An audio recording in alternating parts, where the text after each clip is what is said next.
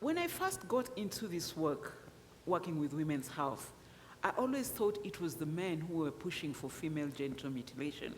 But I soon realized that actually it was women who were pushing for their daughters to go for female genital mutilation.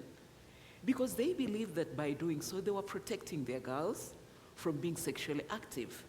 And they wanted to preserve their girls for a better marriage.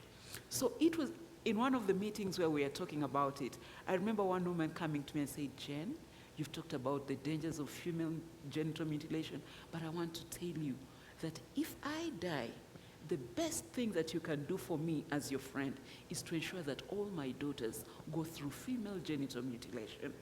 It will be a shame for my girls to get married when they have not gone through that rite of passage.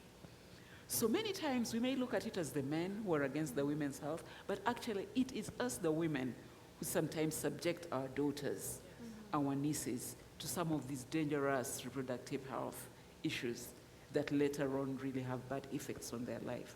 So I've more and more realized that we need to talk to the women to appreciate issues of reproductive health, issues of family planning, issues of rape, female genital mutilation, so that they can be able to support their fellow women. I think part of that translation, you know, we were in a breakfast session this morning and someone said, gave this example of, you know, why don't women in such and such part of the world breastfeed? You know, it's so intuitive. Well, actually, Nestle has been pumping and promoting, you know, powdered milk for a very long time, over 50 years. I think that African people don't do things without a reason. No people do things without a reason.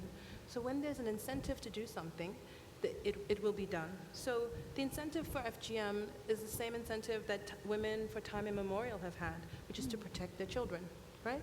So if you begin from a place of empathy that says, how do I make sense of this in a way that isn't judgmental, but also isn't coming from the outside, then you begin to figure out what are the strategies for dealing with the need that people have. So there is a real need. The need is to protect girl children from a society that shames them about their sexuality, a society in which there are real consequences for not being cut. Yeah?